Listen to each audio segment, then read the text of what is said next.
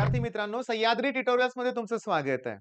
I-M-P questions म्हणजे P-Y-Q जे अगोदर परीक्षेत आलेले प्रश्न आहेत ना, तेच रिपीट होतात. गॅरंटीनं 100%.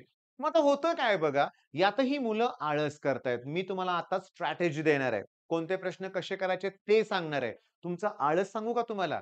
सोप्यातले सोपे प्रश्न करायचे. Net magnetic dipole moment per unit volume is non as magnetisation. सोपी डेफिनेशन आहे. ओके. सोपे डिस्टिंग्विशचे प्रश्न करायचे. Distinguish between ammeter, voltmeter. Perfect येतंय. विचारा. देतो 3-4 प्रश्न. त्यातले 3-4 पॉइंट लिहून देतो तुम्हाला. पाठ न करता येतंय मला. ओके.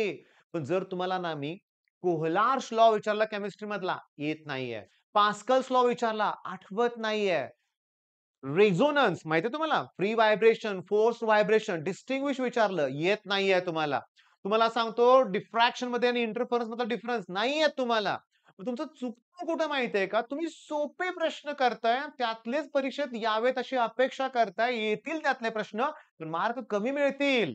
मग लास्ट मोमेंटला स्ट्रॅटेजी हीच आहे माझ्याकडून तुम्हाला सांगायचं आहे. जे अवघड प्रश्न आहेत ते परफेक्ट करा. किर्चॉफ्स करंट लॉ सोपा आहे हो. Algebraic sum of current at any junction equals to 0. पण व्होल्टेज लॉ थोडासा लेंदी आहे. पॅरलल ॲक्सेस थेरम मी तुम्हाला सांगू का? एप्रिल महिन्यात शिकवलंय मी अगोदर. ओके. Last year. शिकून एवढे दिवस झालेत ऑफलाईन मधल्या कितीतरी मुलांना स्टेटमेंटच येत नाहीये. अरे स्टेटमेंट काय अवघड आहे? I-O equals to sum of I-C आणि mh². तुम्हाला हे जे दिसतंय ना तेच लिहायचं आहे. Moment of inertia about any axis. Okay. Is equal to sum of moment of inertia about an axis. पण parallel axis. Passing through centre of mass आणि product of mass and square of the distance between two axis. मग विचारल्यावर तुम्ही जर square हा शब्दच वापरला नाही तर संपलं. सेंटर ऑफ मास मधून पास होतोय, पण तो पॅरलल ॲक्सिस आहे. नाही लिहिला पॅरलल शब्द तर गेले मार्क. चुकताय तुम्ही इथं. मग स्ट्रॅटेजी ही एकच आहे या मोमेंटला, की तुम्ही जे करताय ना ते आता परफेक्ट करा. मी तुम्हाला सांगतो या स्टेजला स्टोक्स लॉचं स्टेटमेंट सांगा. आलं पाहिजे. आलं पाहिजे. मी तुम्हाला सांगतो Laplace law for spherical membrane formula आलं पाहिजे. Excess pressure equals to 2T upon R ड्रॉपसाठी आणि बबलसाठी 4T अपॉन R आलं पाहिजे. म्हणजे प्रश्न आता एकच स्ट्रॅटेजी जे परफेक्ट नाहीये ते परफेक्ट करा.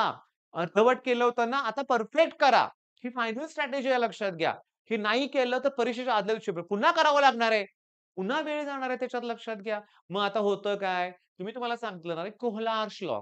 मला आठवतंय मी दरवर्षी ना मुलांना विचारतो, गडबडतात मुलं.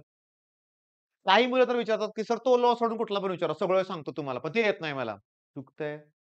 न्यूमेरिकल्समध्ये तर तुम्हाला सांगू का, मी माझ्या 11th स्टँडर्डच्या मुलांना इलेक्ट्रोस्टॅटिक या टॉपिकमधले न्यूमेरिकल्स दाखवले सोडवून. मुलं पण म्हणाली, "सर सोपं आहे." सोपं आहे. काही ठराविक फॉर्म्युले जर केले ना, तर ॲक्चुअली इलेक्ट्रोस्टॅटिकमधले सॉल्व्ह प्रॉब्लेम सगळे सॉल्व्ह होतायत रे. लॉग टेबलची सुद्धा गरज लागत नाहीये, इतकी ईझी प्रॉब्लेम्स आहेत. करणार कोण? फॉर्म्युले कोण करणार? आता गंमत म्हणजे torque equals to I alpha हे किती वेळा मॅडम सांगून झालंय. टॉर्क दिलाय, अल्फा दिलाय आणि आय विचारले. इंटूचं अपॉन करायचंय, पण ते आलं तर पाहिजे. मग या मोमेंटला मी तुम्हाला सांगतो, जे करायचंय ते परफेक्ट करा. बास. हीच फायनल स्ट्रॅटेजी आहे. त्यात आळस नकोय. ओके. आणि आता बास. कुठल्याही मनात ओव्हर थिंकिंग, भीती, तणाव काही नाही हां. तुमचं तुम्हाला करायचंय लक्षात घ्या. आणि मी आता सांगतो ते प्रश्न नीट लिहून घ्या. मी तोंडी सांगतो. हार्मोनिक्स आणि ओव्हरटोन याच्यामधला डिफरन्स पहिल्यांदा करा. हार्मोनिक्स, ओव्हरटोन. नंतर फ्री व्हायब्रेशन, फोर्स्ड व्हायब्रेशन. हा पण डिस्टिंग्विश करा.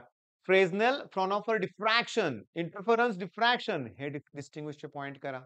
त्याच्यानंतर रेझोनन्स सांगितलं का रे मी तो पण एक पॉइंट करा. केमिस्ट्री मधला कोहलार्स लॉ करा. ओके. फिजिक्स मध्ये पास्कल्स लॉ आहे तो करा. राउल्ट्स लॉ केमिस्ट्री मधला आहे तो करा. म्हणजे मी तुम्हाला सांगतो की कुठलाही लॉ विचारला तरी उद्या संध्याकाळपर्यंत एवढी तयारी करा, की स्टेटमेंट, फॉर्म्युला सगळं सांगता आलं पाहिजे. कुठलाही फॉर्म्युला विचारला तुम्हाला सांगता आलं पाहिजे रे, एवढी तयारी हवी आहे. हां. जवळ-जवळ ना सांगतो सेक्शन ए मध्ये एम-सी-क्यू मध्ये 3 एम-सी-क्यू न्यूमेरिकलचे असतात. तिथं फॉर्म्युल्याला मार्क नाहीयेत. व्ही-एस-ए मध्ये 1 क्वेशन असतो न्यूमेरिकलला. तिथं 1च मार्काचा प्रश्न आहे, जाऊ दे. पण सेक्शन बी मध्ये 5 प्रश्न. सेक्शन डी मध्ये 3 प्रश्न 2-2 मार्काचे 8 झाले. सेक्शन सी मध्ये परत 5 13 प्रश्न झाले. अरे फॉर्म्युले लिहिले तरी 13 मार्क मिळतील. मग नुसते फॉर्म्युले होय. आपण सॉल्व्ह पण करणार आहे ना. मुद्दा तुमच्या लक्षात आलेला आहे. हा व्हिडिओ तर थांबवायला काही हरकत नाही. बरं, देतोय तुम्हाला क्वेशन्स करताय ना तुम्ही? ऑफलाईनच्या स्टुडंटला फोर्स करू शकतोय मी. त्यांना त्रास देतोय मी. पण तुम्ही ऑनलाईन मधले स्टुडंट आहे माझे.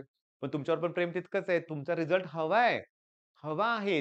तुमच्यासाठी तुमचा रिझल्ट आम्हाला हवा आहे. ॲज अ पालक म्हणून बोलतोय मी, का हा रिझल्ट तुमचं लाईफ घडवणार आहे. मग कशाला तुम्ही आमचं आम्ही बघून घेऊ. तुम्ही आमच्या जास्त त्रास देऊ नका.